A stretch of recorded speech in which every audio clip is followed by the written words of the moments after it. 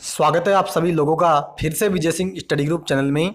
मैं विजय सिंह और फ्रेंड्स लक्ष्मीकांत की पॉलिटी सीरीज अपनी कंटिन्यू है।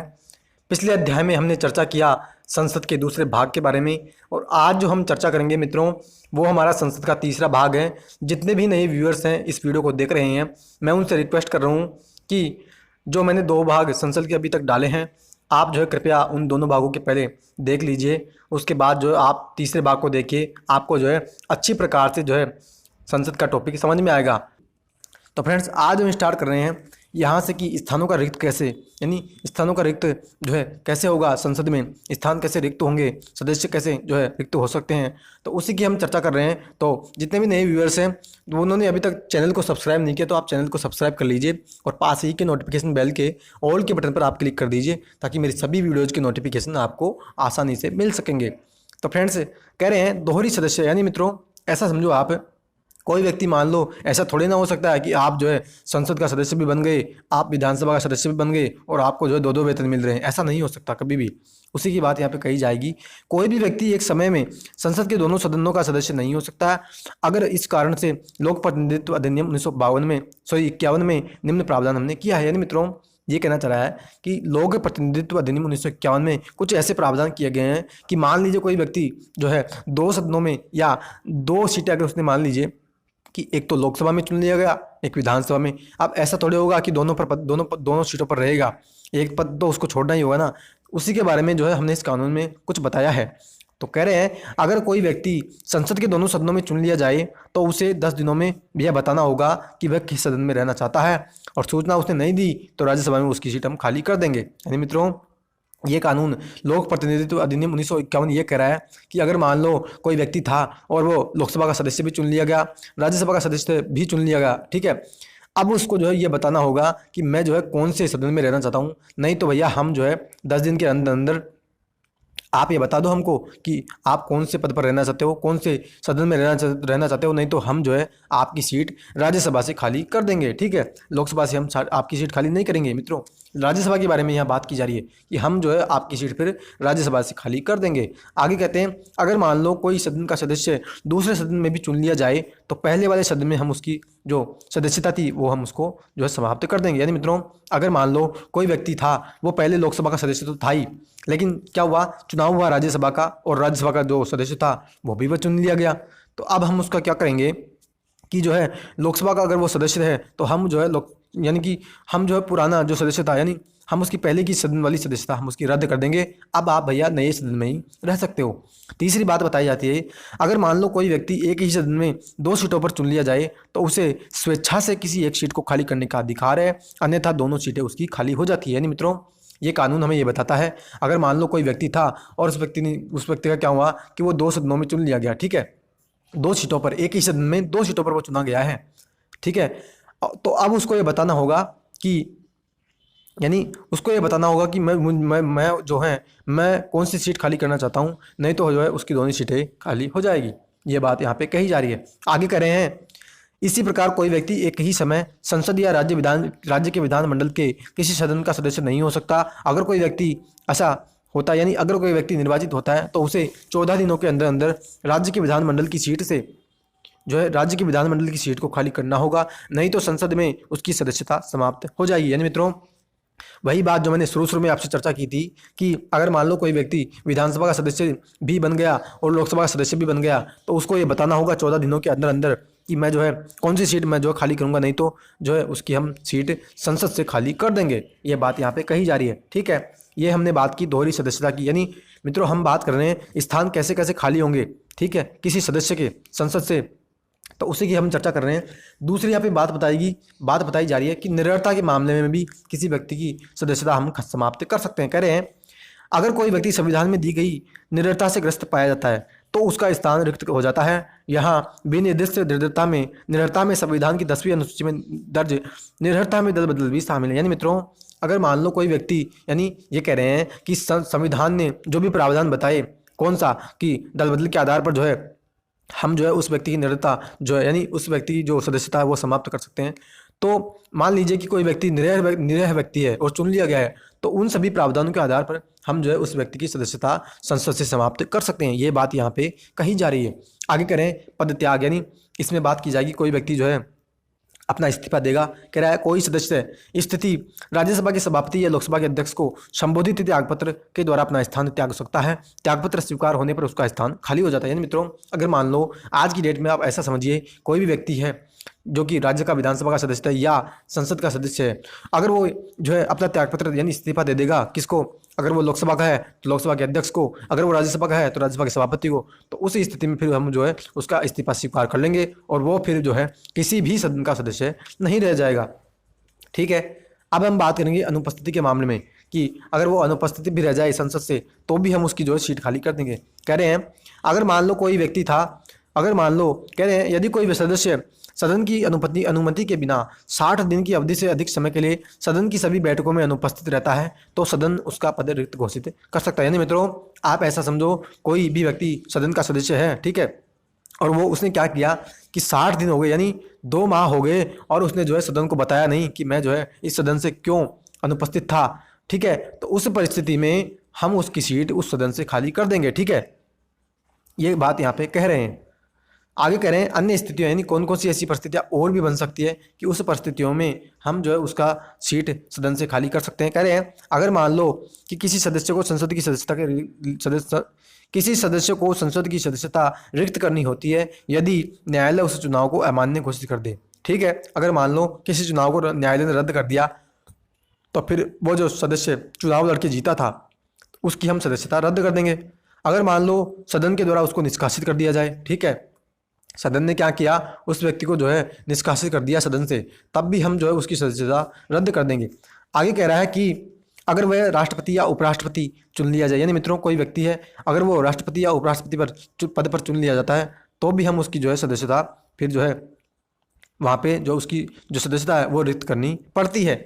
आगे कह रहे हैं यदि उसे किसी राज्य का राज्यपाल बना दिया जाए, यानी मित्रों अगर हमने किसी व्यक्ति को राज्य का राज्यपाल बना दिया और वह व्यक्ति जो है पहले जो है लोकसभा का सदस्य था या राज्यसभा का सदस्य था, तो फिर हम जो है उसकी जो है हमने तो उसको राज्यपाल बना दिया तो हम उसको जो है फिर उसकी जो भी जिस भी सदन का वो सदस्य था उसकी सदस्यता हम जो उसकी समाप्ति कर देंगे। ठीक है, आगे करें अगर कोई निरह व्यक्ति यानी अगर कोई अयोग्य व्यक्ति संसद में निर्वाचित होता है तो संविधान की किसी प्रक्रिया के द्वारा उसके चुनाव को शून्य या अमान्य नहीं करार दिया जा सकता। ऐसे मुद्दों को लोक प्रतिनिधित्व अधिनियम 1951 के माध्यम से सुलझाते हैं। इसके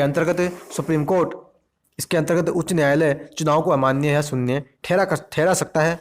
असंतुष्ट व्यक्ति को उच्च न्यायालय के इस निर्णय के खिलाफ सुप्रीम कोर्ट में जाने का अधिकार है। यानी फ्रेंड्स ये कहना चाह रहा है, आप सरल शब्दों में ये समझो, अगर मान लो कि कोई अयोग्य व्यक्ति था, ठीक है, और वो जो है चुनाव लड़ा और उसने जो है चुनाव जीत भी लिया। अब क्या होगा कि मान लो हमें पता लग गया कि वो जो व्यक्ति जो चुनाव लड़ा वो तो भाई अयोग्य व्यक्ति था, यानी वो जो योग्य व्यक्ति नहीं था चुनाव लड़ने के लिए। कैसे? यानी कि मान लो उसकी कोई आयु ही नहीं हुई थी जितनी हमें चाहिए थी या कोई अन्य कारण था। ठीक है, अब उसने चुनाव लड़ लिया और चुनाव जीत भी लिया। अब जो है उस चुनाव को हम रद्द करेंगे ना, उस चुनाव को हम जो है संविधान के द्वारा रद्द नहीं करेंगे। ठीक है, संविधान के माध्यम से हम उसको रद्द नहीं करेंगे। हम उसको कैसे रद्द करेंगे? हम जो है हमने जो एक अलग से कानून बना रखा है, लोक प्रतिनिधित्व अधिनियम 1951। ठीक है, उसके माध्यम से हम उसकी चुनाव की हमें रद्द करना है या हमें कोई भी कार्रवाई करनी है तो हम इस कानून का सहारा लेंगे। ठीक है, और आगे कहते हैं कि जो उच्च न्यायालय है, जो भी राज्य का उच्च न्यायालय है, वो क्या करेगा, उस कानून को जो है उस जो चुनाव है उसको जो वो रद्द कर सकता है। ठीक है, आगे कहते हैं कि अब मान लीजिए कि उस राज्य के जो न्यायालय है उसने जो है उस चुनाव को रद्द कर दिया। अब क्या होगा कि वो व्यक्ति जो होगा वो जो है सुप्रीम कोर्ट में जा सकता है और जो है उस निर्णय के खिलाफ, उस राज्य के निर्णय के खिलाफ वो जो है सुप्रीम कोर्ट में जा सकता है। ठीक है, तो फ्रेंड्स ये तो हमने चर्चा की कि कौन कौन सी परिस्थितियों में हम जो है किसी व्यक्ति जो सदन का सदस्य है उसकी सदस्यता रद्द कर सकते हैं। अब फ्रेंड्स अब हम चर्चा कर रहे हैं कि जो व्यक्ति चुना जाता है संसद में या विधानमंडल में, तो जो व्यक्ति चुना जाता है वो शपथ क्या लेता है। मित्रों यहाँ तो हम जो है स्पेशली तो संसद की बात कर रहे हैं, लेकिन मैं कभी कभी जो है विधानमंडल शब्द का भी प्रयोग आपके लिए कर रहा हूँ क्योंकि विधानमंडल में भी यही प्रावधान जो है वहाँ पर भी लागू होंगे। और जब हम विधानमंडल की चर्चा करेंगे तो यही बातें, ज़्यादातर बातें आप इतना समझ लो कि 75 से 80% बातें तो वहाँ भी यही लागू होंगी जो है। तो अब हम शपथ के बारे में चर्चा करेंगे कि शपथ कौन कौन सी और कैसे कैसे लेता है। तो कह रहे हैं संसद के प्रत्येक सदन का प्रत्येक सदस्य अपना स्थान ग्रहण करने से पूर्व राष्ट्रपति या उसके द्वारा कोई व्यक्ति जो नियुक्त किया जाता है उसके समक्ष जो है शपथ लेता है और उस पर हस्ताक्षर करता है। शपथ में वो क्या बोलता है, यानी मित्रों ये कहने रहे हैं कि जो भी व्यक्ति सदन में जो चुन लिया जाता है ना, तो उसको जो हम शपथ दिलाते हैं। और कौन दिलाता है, या तो राष्ट्रपति दिलाते हैं या फिर जो भी राष्ट्रपति जिस व्यक्ति को नियुक्त करें। ठीक है, और आगे हम जो है विशेष रूप से चर्चा भी करेंगे कि प्रोटेम स्पीकर को जो है राष्ट्रपति क्या करते हैं, नियुक्त कर देते हैं। और फिर वो जो प्रोटेम स्पीकर होता है यानी जो सामयिक अध्यक्ष होता है वो उन जो सदस्य हैं लोकसभा के उनको वो शपथ दिलाता है। और वो शपथ में क्या बोलते हैं, कह रहे हैं कि वो व्यक्ति जो सदन की शपथ लेगा वो क्या बोलता है कि मैं भारत के संविधान के प्रति सच्ची श्रद्धा और निष्ठा रखूंगा। ठीक है, ये तो ज़्यादातर व्यक्ति जो है जो भी शपथ लेते हैं उनके शपथ में ये जो शब्द है यानी कि ये जो वाक्य होता है ये तो ज़्यादातर शपथ में होता ही है। ठीक है, आगे कहता है कि मैं भारत की प्रभुता और अखंडता की अक्षुण्ण रखूंगा। कर्तव्यों का मैं जो है श्रद्धापूर्वक निर्वहन भी करूंगा। ठीक है, ये तीनों बातें व्यक्ति बोलता है अपनी शपथ में। आगे कहते हैं जब तक सदस्य शपथ नहीं लेता तब तक वह सदन की किसी भी बैठक में हिस्सा नहीं ले सकता और न ही वह वोट दे सकता है। ठीक है मित्रों, ये क्या रहे हैं कि आपको जो है सदन में अगर बैठक में भाग लेना है आपको पहले क्या करना होगा, आपको पहले शपथ लेना होगा। अगर आपने शपथ नहीं ली तो आप ना तो वोट दे सकते हैं उस सदन में और ना ही आप जो है उसकी बैठक में भाग ले सकते हैं। ठीक है, आगे कह रहे हैं वह संसद के विशेषाधिकार और उन्मुक्तियों का भी हकदार नहीं होता है। मित्रों, संसद का कोई भी विशेषाधिकार उसको फिर नहीं मिलता अगर वो शपथ नहीं लेता है। आगे कह रहे हैं निम्नलिखित परिस्थितियों में यदि कोई व्यक्ति सदन के सदस्य के रूप में बैठता है तो उसको जो है प्रत्येक दिन 500 रुपये जुर्माना भरना पड़ता है। यानी मित्रों अगर मान लो कोई व्यक्ति क्या हुआ, ये वैसे हम जो है चर्चा कर लेते हैं कि शपथ या प्रतिज्ञा लेने से पहले, यानी मित्रों कोई व्यक्ति जो है किसी व्यक्ति ने जो सदन का सदस्य है यानी चुनाव लड़ा और जीता और उसने जो है शपथ नहीं ली और वह सदन में बैठ गया। अब क्या होगा कि सदन में बैठ गया ना तो उसको 500 रुपये जुर्माना भरना पड़ेगा। भैया आप जो है पहले शपथ लेके आओ तभी आप जो है इस सदन में बैठ सकते हो। आपको कोई अधिकार नहीं है ऐसे बैठने का कि कोई भी आ गया और ऐसे बैठ गया। आप पहले शपथ लीजिए फिर आप ही आकर के संसद में या संसद के किसी भी सदन में आप बैठ सकते हैं। आगे कहते हैं अगर वह जानता कि वह अर्हता नहीं रखता और वह सदस्यता के लिए अर्हता नहीं रखता, यानी मित्रों उसको पता है कि मैं योग्य नहीं हूँ फिर भी वो सदन में बैठ गया तो भी उसको जो है जुर्माना भरना पड़ता है। अगर उसको मालूम है कि किसी संसदीय विधि के तहत उसे संसद में बैठने या मत देने का अधिकार नहीं है, नहीं मित्रों उसको यह भी मालूम है कि मुझे जो है बैठने का अधिकार नहीं है और मैं वोट नहीं दे सकता फिर भी वो बैठ रहा है, यानी जानबूझ करके वो बैठ रहा है, तो भी आप जो है भैया 500 रुपये भरो रोज़ का। और उसके बाद जो है अगर आपको यानी अब जब आप जो है आपको ये लगे कि हाँ अब मैं 500 रुपये नहीं भर सकता तो फिर आप जो है भैया शपथ ले लो और शपथ लेने के बाद आप फिर सदन में आकर के बैठ जाना। ठीक है फ्रेंड्स, तो ये मैंने आपसे चर्चा की कि कौन सी परिस्थितियों में और कौन से जो है व्यक्ति शपथ लेते हैं, क्या क्या वो उसमें शपथ में बोलते हैं। अब हम बात करेंगे कि वेतन और भत्तों की, यानी संसद के जो सदस्य होते हैं उनको जो है वेतन कितना मिलता है और कौन कौन से उनको भत्ते मिलते हैं, तो उन सभी की हम चर्चा करेंगे। कि कह रहे हैं संसद के दोनों सदनों के सदस्यों को संसद के द्वारा निर्धारित वेतन और भत्तों लेने का अधिकार होता है। संविधान में उनके लिए पेंशन का कोई प्रावधान हमने नहीं किया, लेकिन संसद क्या करती है उनको पेंशन भी देती है। यानी मित्रों ये कह रहे हैं कि जो संसद के दोनों सदनों के सदस्य हैं कौन कौन से, लोकसभा और राज्यसभा, उन दोनों को जितना भी वेतन मिलता है ना वो कौन निर्धारित करता है, वो निर्धारित करती है भारत की संसद। ठीक है, आगे ये कहता है कि हमने जो है किसी भी प्रकार का प्रावधान संविधान में नहीं किया कि हम जो है संसद के सदस्यों को जो है पेंशन देंगे, लेकिन क्या होता है संसद जो है क्या करती है उनके सदस्यों को पेंशन देती है। और मित्रों आगे जो उनके वेतन की बात की जाती है कि उनको वेतन कितना कितना मिलता है, और ये तो जो है ज़्यादा इंपॉर्टेंट बात नहीं है। ठीक है, आगे हम बात करेंगे लोकसभा अध्यक्ष। करें लोकसभा अध्यक्ष व राज्यसभा के या सभापति के वेतन व भत्ते भी संसद निर्धारित करती है। वे भारत की संचित निधि पर भारित हैं और वह संसद के वार्षिक मत के अधीन नहीं है। यानी मित्रों ये कह रहे हैं जो लोकसभा, यानी हमने जो है संसद के सदस्यों की तो बात कर ली, लेकिन अध्यक्ष और सभापति का कौन वेतन निर्धारित करता है, तो कह रहे हैं कि लोकसभा का जो अध्यक्ष होगा या राज्यसभा का जो सभापति होगा उनका जो वेतन मिलता है वो भी संसद ही निर्धारित करती है। ठीक है, और उनका जो वेतन होता है ना वो भारत की संचित निधि पर भारित होता है, यानी उनको जो वेतन दिया जाता है वो हम भारत की संचित निधि से देते हैं। आगे फ्रेंड्स अब हम बात करेंगे संसद के पीठासीन अधिकारी के बारे में, यानी जो पीठासीन अधिकारी होते हैं कौन, जो लोकसभा के अध्यक्ष होते हैं या राज्यसभा के अध्यक्ष, तो उन सभी की अब हम चर्चा कर रहे हैं। तो देखिए पहले हम लोकसभा के अध्यक्ष के बारे में चर्चा करेंगे।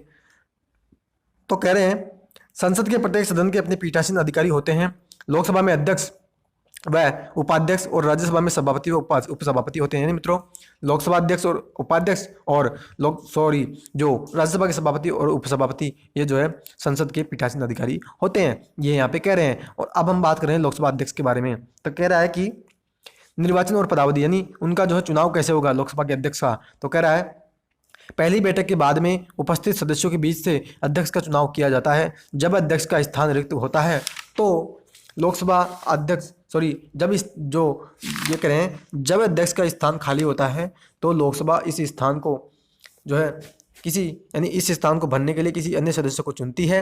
राष्ट्रपति लोकसभा अध्यक्ष के चुनाव की तारीख निर्धारित करता है। यानी मित्रों ये कहना चाह रहा है कि जब भी लोकसभा हमने गठित कर दी, ठीक है, और लोकसभा की जब पहली बैठक हुई ना, तो उस पहली बैठक के बाद में हम क्या करते हैं, अध्यक्ष का हमें चुनाव करना पड़ता है, लोकसभा के अध्यक्ष का। और उसकी जो तारीख निर्धारित की जाती है कब हम लोकसभा के अध्यक्ष का चुनाव करेंगे, तो उसकी तारीख जो है राष्ट्रपति जो है निर्धारित करते हैं, ठीक है। और जो लोकसभा अध्यक्ष हम चुनते हैं वो लोकसभा सदस्यों के बीच में ही से ही चुना जाता है। आगे कह रहे हैं आमतौर पर अध्यक्ष लोकसभा के जीवन काल तक पद धारण करता है, लेकिन कुछ विशेष मामलों में हम जो है उसको पद से हटा भी सकते हैं। कैसे? कह रहा है कि जो लोकसभा का अध्यक्ष होता है ना, वो जो है अपने जीवन काल तक यानी 5 साल तक तो वो जो लोकसभा का अध्यक्ष रहता है, लेकिन जो 3 मामलों में हम उसको पहले भी हटा सकते हैं। कह रहा है कैसे? यदि वह सदन का सदस्य नहीं रहता, यानी मित्रों मान लो कोई व्यक्ति जो लोकसभा अध्यक्ष था या अध्यक्ष है, ठीक है, अब हमने जो है उसकी सदस्यता रद्द कर दी, तो फिर वो जो है लोकसभा अध्यक्ष नहीं रहेगा। या अगर मान लो उसने त्यागपत्र दे दिया, यानी उसने इस्तीफा दे दिया जो है उपाध्यक्ष को, ठीक है। अगर मान लो हमने क्या किया कि एक पारित संकल्प लेकर के आए, यानी हमने जो एक संकल्प प्रस्ताव लाया लोकसभा के खिलाफ, लोकसभा के जो अध्यक्ष है उसके खिलाफ, ठीक है, और हमने उसको पारित कर दिया, तो अब हम जो है उसको जो है हटा सकते हैं। कह रहे हैं यदि लोकसभा के तत्कालीन समस्त सदस्य बहुमत से पारित संकल्प के द्वारा उसे अपने पद से हटाएं। ऐसा संकल्प तब तक प्रस्तावित नहीं किया जा सकता जब तक कि उस संकल्प को प्रस्तावित करने के आशय की कम से कम 14 दिन की सूचना न दे दी गई हो। यानी मित्रों ये कहना चाह रहा है हमें जो है लोकसभा के अध्यक्ष को हटाना है, ठीक है। हम क्या करेंगे कि सबसे पहले 14 दिन पहले जब हम लेकर के आएंगे उसका जो प्रस्ताव, तो 14 दिन पहले तो हमें जो है लोकसभा के अध्यक्ष को जो है बताना होगा कि हाँ भैया हम जो है आपके खिलाफ जो एक प्रस्ताव लेकर के आ रहे हैं, हम जो है आपको हटाना चाहते हैं, ठीक है। तो इसकी यहाँ पे चर्चा की जा रही है। आगे फ्रेंड्स हम चर्चा कर रहे हैं जब अध्यक्ष को हटाने के लिए संकल्प विचाराधीन है तो अध्यक्ष पीठासीन नहीं होगा, किंतु उसे लोकसभा में बोलने और अपनी कार्रवाई में भाग लेने का अधिकार होगा। ऐसी स्थिति में उसे मत देने का भी अधिकार होगा, परंतु मतों के बराबर होने की दशा में मत देने का अधिकार नहीं होगा। यानी फ्रेंड्स ये करें, मान लीजिए हम जो है प्रस्ताव लेकर के आ रहे हैं लोकसभा के अध्यक्ष को हटाने के लिए, तो उस परिस्थिति में जो क्या होगा कि फिर वो जो लोकसभा का अध्यक्ष है ना, वो फिर पीठासीन नहीं होगा। यानी जो यानी आपने जो गद्दी देखी होगी कि जो कुर्सी होती है उसके ऊपर जो है अध्यक्ष बैठता है, तो उसी की यहाँ चर्चा की जा रही है कि मान लो हमने जो है लेकर के आए प्रस्ताव हटाने के लिए, तो उस परिस्थिति में फिर उस सीट पर आपको जो है लोकसभा अध्यक्ष नहीं दिखेंगे, आपको फिर उस सीट पर कौन दिखेगा, जो है आपको फिर उस सीट पर दिखेगा लोकसभा का उपसभापति, लोकसभा का जो उपाध्यक्ष होता है, ठीक है। और आगे कहता है कि उस परिस्थिति में जब हम जो है संकल्प प्रस्ताव लेकर के आ रहे हैं लोकसभा के अध्यक्ष के खिलाफ, तो उसमें जो है फिर उसको बोलने का और कार्रवाई में भाग लेने का तो अधिकार है, ठीक है। यानी वो बोल सकता है, कार्रवाई में भाग भी ले सकता है, यानी है ना। लेकिन जो मत होगा यानी वोटिंग अगर होगी ना, तो वोटिंग भी उसको जो है करने का अधिकार है। लेकिन मत बराबर हो गए ना, यानी मान लीजिए वोटिंग हुई और वोटिंग में जो बराबर वोटिंग हुई, यानी 50 ने समर्थन किया, 50 ने जो विरोध किया, तो उस परिस्थिति में फिर वो है मत देने का, यानी मतों के बराबर जब हो जाते हैं ना, तो उसको एक अधिकार हमने दिया है। उसकी हम जो है आगे चर्चा करेंगे कि जब मत बराबर हो जाते हैं ना, तो लोकसभा का अध्यक्ष जो होता है वो उस बराबर मत होने की स्थिति में जो है अपना निर्णायक मत दे सकता है। तो यही बात यहाँ पे की जाती है कि उसके खिलाफ जब प्रस्ताव लाया जाता है ना, तो उस परिस्थिति में अगर मत बराबर हो जाए, उस परिस्थिति में उसको जो है निर्णायक मत देने का अधिकार नहीं होता है। और फ्रेंड्स आगे बहुत इंपॉर्टेंट बात की जाती है कि यहाँ यह ध्यान योग्य देने बात है, जब लोकसभा विघटित होती है अध्यक्ष अपना पद नहीं छोड़ता, वह नई लोकसभा की बैठक तक पद धारण करता है। यानी मित्रों ये कहना चाह रहा है कि जब भी लोकसभा हम विघटित कर देते हैं ना, तो यानी मान लीजिए लोकसभा विघटित हो गई, ठीक है, 5 साल का उसने कार्यकाल पूरा कर लिया, तो जो लोकसभा अध्यक्ष ना वो अपना इस्तीफा नहीं देगा। क्यों? क्योंकि फिर तो जो है लोकसभा अध्यक्ष उस देश में रहेगा ही नहीं, यानी लोकसभा का सीट खाली हो जाएगी। तो उस कारण से जो क्या होता है, जब तक नई लोकसभा नहीं बनती और जब तक नए लोकसभा अध्यक्ष का हम चुनाव नहीं करते, तब तक जो है पुराना लोकसभा अध्यक्ष ही अध्यक्ष के पद पर रहता है। यही बात यहाँ पे कही जा रही है। और फ्रेंड्स आगे हम बात करें तो देखिए, अब हम बात कर रहे हैं लोकसभा के जो अध्यक्ष है उसकी भूमिका क्या होती है, उसकी शक्तियाँ क्या क्या होती है, तो विस्तार से हम चर्चा करेंगे। कह रहा है अध्यक्ष लोकसभा व उसके प्रतिनिधियों का मुखिया होता है, वह सदस्यों की शक्तियों व विशेषाधिकारों का अभिभावक होता है, वह सदन का मुख्य प्रवक्ता होता है, सभी संसदीय मसलों में उसका निर्णय अंतिम होता है। अतः वह लोकसभा का पीठासीन अधिकारी ही नहीं बल्कि इससे अधिक भी है। इस पद पर अध्यक्ष के पास असीम व महत्वपूर्ण जिम्मेदारियां होती है तथा वह सदन के अंदर सम्मान, उच्च प्रतिष्ठा व सर्वोच्च अधिकार का उपभोग भी करता है। यानी फ्रेंड्स ये कह रहा है कि जो भारत का लोकसभा अध्यक्ष होगा वो क्या होता है कि वो जो है भारत के जितने भी लोकसभा जो सदस्य हैं, जितने भी लोकसभा के एमपी हैं, उनका जो है वह मुखिया होता है। ठीक है, आगे कहता है कि जो सदन की शक्तियां हैं और जितने भी विशेषाधिकार हैं उन सभी की वो रक्षा करता है, यानी अभिभावक भी होता है। इसके अलावा सदन का मुख्य प्रवक्ता है और संसदीय मामले जितने भी उसके समक्ष आते हैं तो उनका जो है मुख्य प्रवक्ता भी वही होता है। इसके अलावा उसका निर्णय संसदीय मामलों पर जो है अंतिम होता है। मैंने आपसे जब चर्चा की किसके बारे में, दल बदल के बारे में, तब भी मैंने आपको बताया था कि अगर मान लीजिए दल बदल कोई मामला जो है उसके समक्ष आता है, लोकसभा के अध्यक्ष के समक्ष, तो उसका निर्णय जो है जो भी होगा वो अंतिम निर्णय होता है। इसके अलावा आगे कहते हैं कि वह लोकसभा का पीठासीन अधिकारी ही नहीं बल्कि इससे अधिक भी है। यानी पीठासीन अधिकारी नहीं कह सकते हम उसको, उसके पास तो बहुत सी शक्तियां हैं। इस पद पर अध्यक्ष के पास असीम व महत्वपूर्ण जिम्मेदारियां होती है। वह सदन के अंदर सम्मान, उच्च प्रतिष्ठा व सर्वोच्च अधिकार का उपभोग करता है। ठीक है, आगे हम बात कर रहे हैं फ्रेंड्स। आगे कहता है लोकसभा का अध्यक्ष 3 स्रोतों, भारत का संविधान, लोकसभा की प्रक्रिया तथा कार्य संचालन नियम और संसदीय परंपराओं से अपनी शक्तियां व कर्तव्यों को प्राप्त करता है। यानी फ्रेंड्स ये कहना चाह रहा है कि जो लोकसभा का जो अध्यक्ष होता है ना, वो बहुत से स्रोतों से शक्तियां प्राप्त करता है। यानी हमने जो है बहुत से स्रोतों से उसको शक्तियां दी है। कौन कौन से? कह रहे हैं कि हमने संविधान के द्वारा उसको शक्ति दी, हमने जो है लोकसभा की प्रक्रिया और कार्य संचालन जो नियम है उसके माध्यम से उसको शक्ति दी। इसके अलावा हमने जो संसदीय परंपराएं हैं, इसके अलावा जो संसद की शक्तियां हैं उसके माध्यम से भी हमने उसको शक्तियां दी है। और वो व्यक्ति लोकसभा अध्यक्ष जो है अपने कर्तव्यों का जो है यानी अपने कर्तव्यों का वो निर्वहन भी करता है। यही बात यहाँ कही जा रही है। आगे मित्रों विस्तार से इसकी शक्तियों के बारे में चर्चा की जा रही है। तो कह रहे हैं कि जो लोकसभा अध्यक्ष होता है ना, वो उसके बारे में बात की जाती है कि सदन की कार्यवाही व संचालन के लिए वह नियम व विधि का निर्वहन करता है। यानी मित्रों जो लोकसभा है उसके लिए उसमें जो कोई भी नियम बनाना है या उसकी कार्रवाई कैसे की जाएगी लोकसभा की, तो इससे संबंधित कोई भी नियम बनाएगा तो कौन बनाएगा? तो वो होगा लोकसभा का अध्यक्ष। इसके अलावा जो है वो निर्णय अगर कोई भी करता है तो उसका निर्णय जो है अंतिम भी होता है। आगे कह रहे हैं सदन के भीतर वह भारत के संविधान लोकसभा की प्रक्रिया और कार्य संचालन नियम तथा संसदीय पूर्वाधारणों का अंतिम व्याख्याकार होता है। और मित्रों ये कह रहे हैं कि भारत का संविधान हो या लोकसभा की प्रक्रिया हो या फिर संसदीय जो परंपराएं हैं उन सभी का अंतिम व्याख्याकार कौन होता है? वो होता है लोकसभा का अध्यक्ष। आगे करें अध्यक्ष का यह कर्तव्य है कि गणपूर्ति के अभाव में सदन को स्थगित कर दे। यानी मित्रों क्या कह रहा है कि मान लो कोरम की बात की जा रही है यहाँ पे गणपूर्ति की, और गणपूर्ति का मतलब होता है मित्रों कि जो भी सदन है ना, उस सदन की जितनी भी सदस्य संख्या है उस सदस्य संख्या का 1/10 जो है वो गणपूर्ति या कोरम कहलाता है। सदन की बैठक के लिए गणपूर्ति सदन की संख्या का 10वां भाग होता है। मित्रों मैंने आपसे चर्चा की कि जो गणपूर्ति होती है उसके बारे में मैंने आपसे भी चर्चा की, और जो गणपूर्ति यानी जो कोरम होता है उसमें हम जो है पीठासीन अधिकारी को भी गिनते हैं। मित्रों उसमें पीठासीन अधिकारी भी शामिल हो जाएगा उस कोरम में। ठीक है, आगे करें सामान्य स्थिति में मत नहीं देता लेकिन बराबर की स्थिति में मत दे सकता है। ठीक है, ऐसे मत को निर्णायक मत कहा जाता है।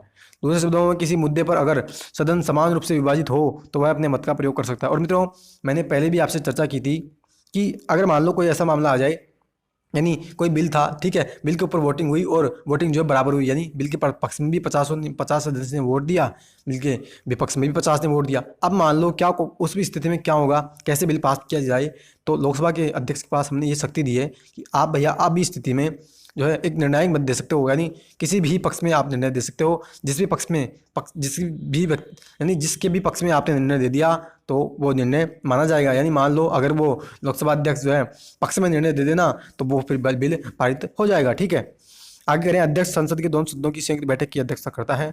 सदनों के बीच विधेयक पर गतिरोध हो जाने पर राष्ट्रपति संयुक्त बैठक बुलाता है। और मित्रों, मैंने पहले भी आपसे चर्चा की थी। कब? मैंने उस समय आपसे चर्चा की जब मैंने राष्ट्रपति का आपको टॉपिक पढ़ाया, जब आप हमारे संदर्भ आया था संसद की संयुक्त बैठक का। ठीक है, तो ये कह रहे हैं अध्यक्ष जो है होगा, जो क्या करता है कि जब दोनों सदनों की संयुक्त बैठक होती है ना, कोई विधेयक आ जाता है और विधेयक जो है जब पारित नहीं होता तो उस स्थिति में जो है राष्ट्रपति संयुक्त बैठक बुलाता है और उसका अध्यक्ष कौन होता है? लोकसभा का अध्यक्ष। ठीक है, आगे कहते हैं सदन के नेता के आग्रह पर वह गुप्त बैठक बुला सकता है। जब गुप्त बैठक की जाती है तो किसी अनजान व्यक्ति को चैम्बर में या गैलरी में आने की इजाजत नहीं होती। यानी मित्रों, अध्यक्ष के द्वारा अनुमति दिए जाने को छोड़कर, या ये क्या कह रहा है कि मान लो सदन का नेता कौन?